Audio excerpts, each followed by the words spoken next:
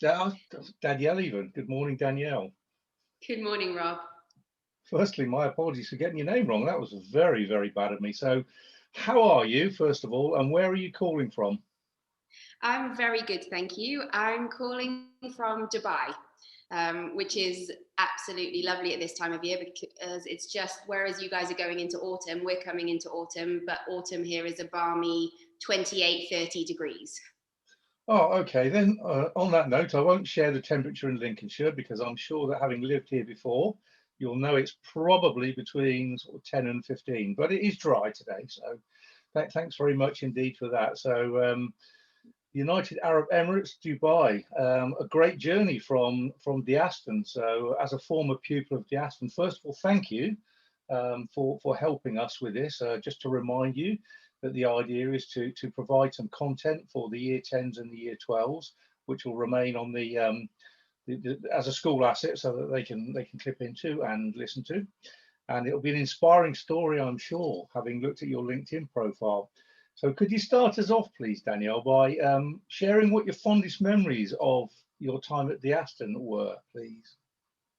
Well, Rob, there are actually quite a few. I mean, for me, I absolutely love school and I love Aston. It made up most of my secondary school experience. I started there in year 7, had a quick break when we went abroad for a couple of years, and then came back into year 9. And I think what I loved most, apart from the people and the friends that I made there, because that was definitely a highlight, was just the amount of opportunities that the school gave you. And I don't think I realized at the time, because it was my only school in the UK, how many opportunities it had. And I've since come to realize that actually it's comparable with a lot of great private schools as well. I mean, when I was there, my fondest memories are doing sport every single lunch and every day after school, and dance. I just couldn't believe the access we had to dance with Mrs. Moore, and I don't think she's there anymore probably, but we just had fantastic opportunities for extracurricular activities. And I guess I took it for granted at the time, but I appreciate it now looking back.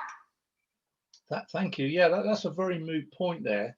So first of all, it's about you don't know what you don't know, and I mean that in a respectful way Yeah, to yourself and obviously absolutely.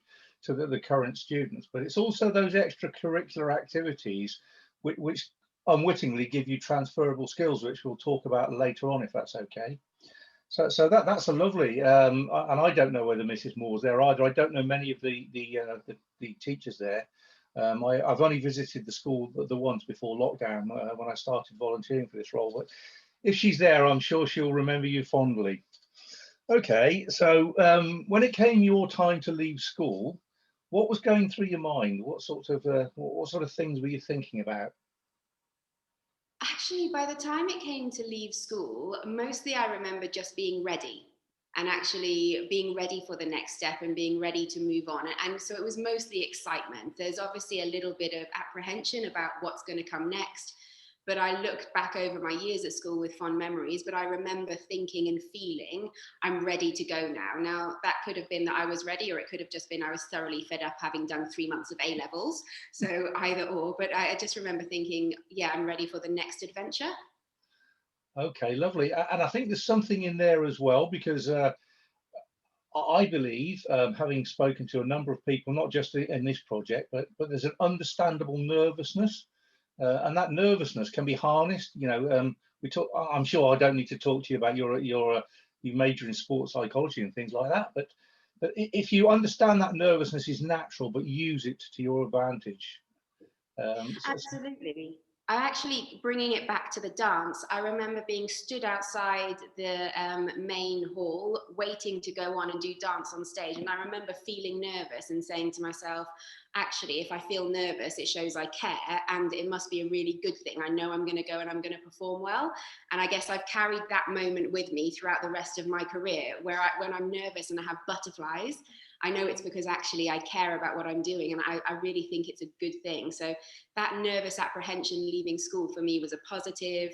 Same with the first day at uni and the first day at jobs since then. It's all been uncomfortable, but the uncomfortableness is actually where the growth comes from. So I try to embrace it. Oh, indeed. That's one thing I absolutely do say to people: where there's discomfort, there's growth.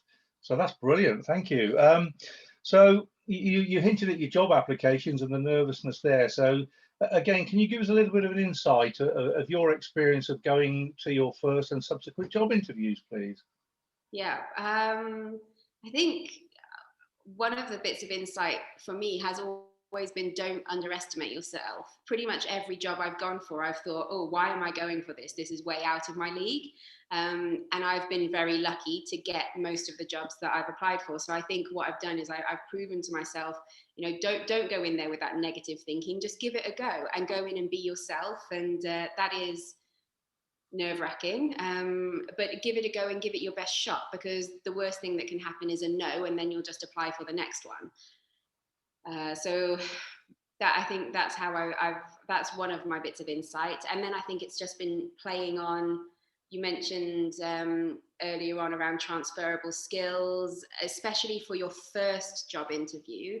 For my first job interview, I had to rely mostly on my academic background because I didn't really have that much experience vocationally, because I went down a very academic route. So I had to rely heavily on that, which can be difficult then when you're going into an interview and they're asking you for examples of times that you've done it. So I had to find a way to take what I'd done in academic and at school and then turn that into something in the occupational world. And I think what I found was that you have academia, you have occupation, you have all these different things, but actually the walls between them are very thin and the skills are transferable across them. So if you've done research in academia, you can use that as an example for research in the workplace. So it's almost learning not to pigeonhole things and not to pigeonhole yourself.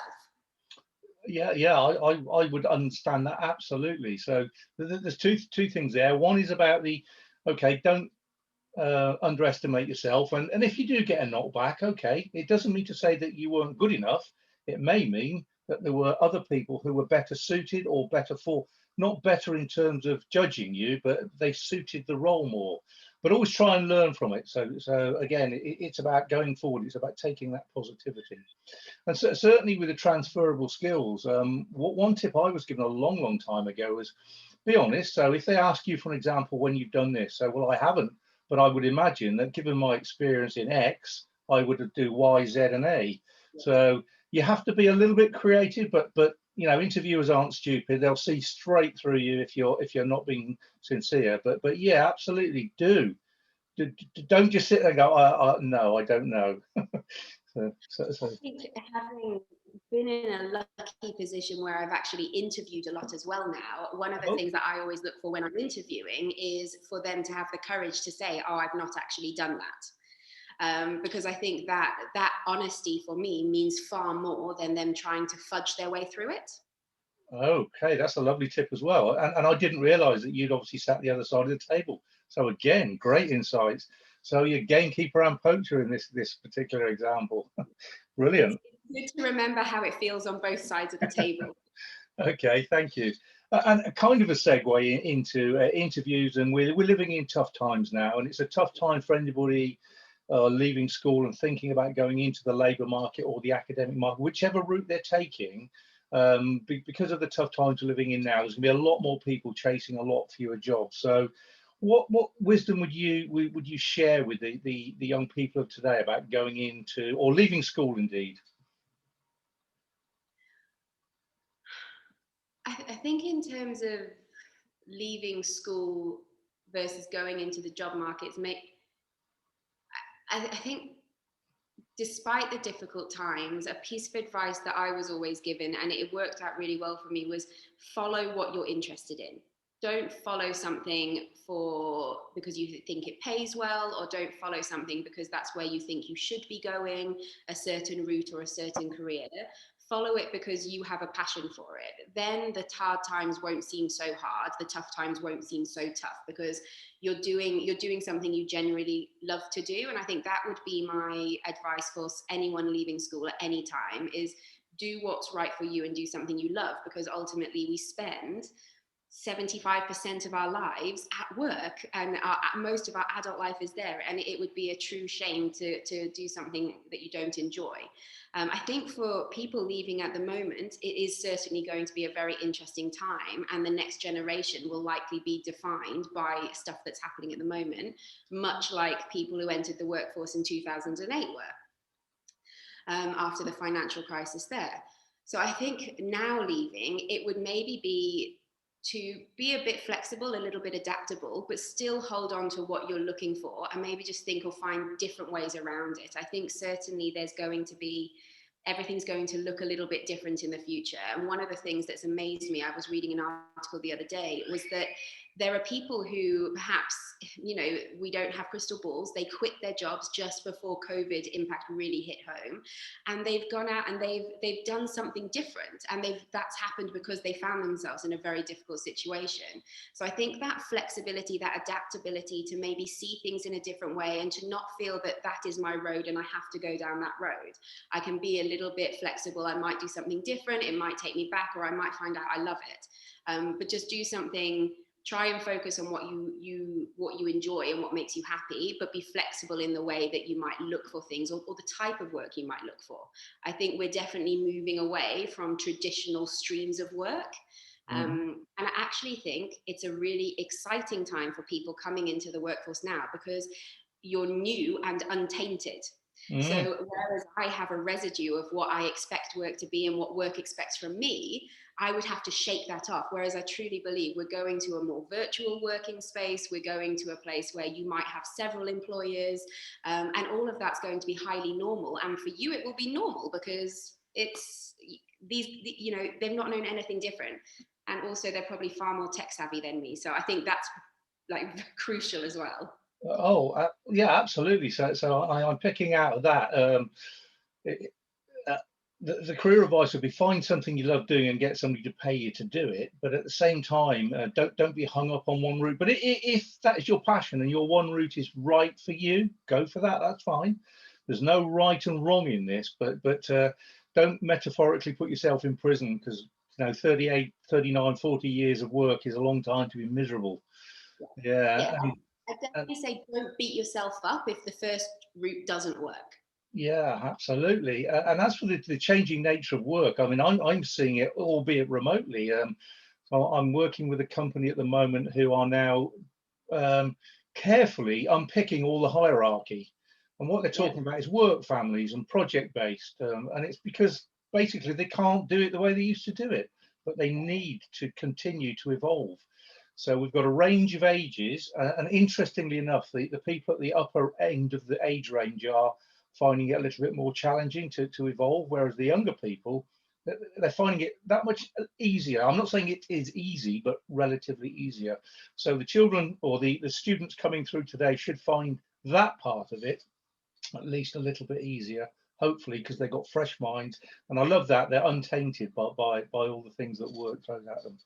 Lovely job. Thank you very much. So we hinted at transferable skills there, and I know you've spoken a little bit about it. So in your experience, what transferable skills did you have which took you through in life? A couple of those that you have. I'm sure you have many. Yeah. No pressure. I think one of the biggest transferable skills, which maybe at one point I wouldn't have thought as a skill, but now that I've been in the workplace for a long time and I've seen people without it, I think it is a skill, is actually the ability to connect with people. And not to underestimate that, the ability to just form connections with people, put people at the heart of what you do. And that really would take you into any single role that you do, because there's always going to be people in it. And people help you learn, they push you to be better. And so I think connecting with people has been one. Communication, which is kind of linked to that as well. So that's one that I learned. I definitely didn't always have it. But learning communication now, now I realize how invaluable that is to ensure, because you might have the best idea, you might have a great vision, but unless you can communicate it, no one's going to know. And what I've realized is you really can't do it alone. So you do have to bring people on the journey with you. And that's been the same from my first job right the way through to my job now. Communication is, and I can't think of a job where communication isn't key. Sometimes it's critical for safety. Sometimes it's critical as a leader to bring people on the journey. So that's another one, which I think reality is you build that in school as well. Brilliant. Yeah, that's really lovely, because again, for me, so there's two there. There's the connectivity and the communication, and the great example. So the connectivity bit, That's something that people have already got in their groups at school, in their, whether it's their friends or whether it's their hockey team or their dance group. But the other one's a great example of something we've all got, but we can improve. We can always improve on. So again, I'm a great believer in personal development. So that's a big theme, I guess, going forward anyway.